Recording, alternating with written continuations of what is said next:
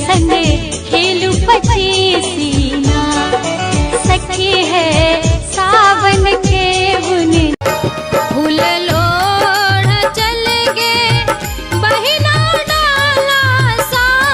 जब फूल आहे डाला सा जब फूल राम ना चलो चलो बहिना हकार पुरैले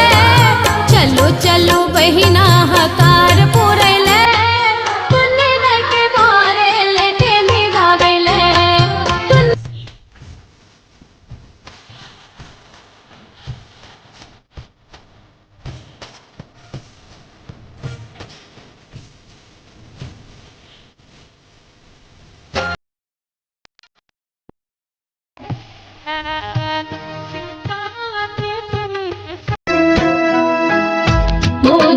पावन सिया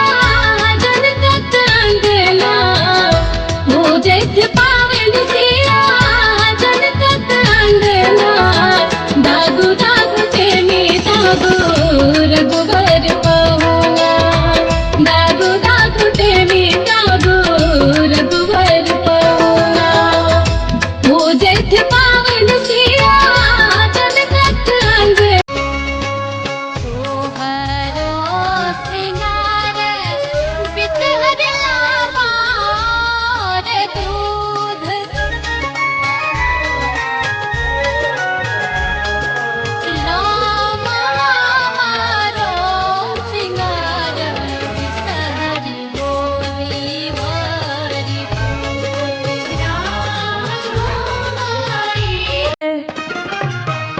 सखी फूल लोढ़े चलू फुलवरिया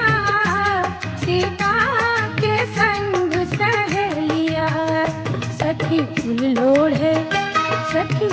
लोढ़े चलू फुलवरिया सीता के संग सहेलिया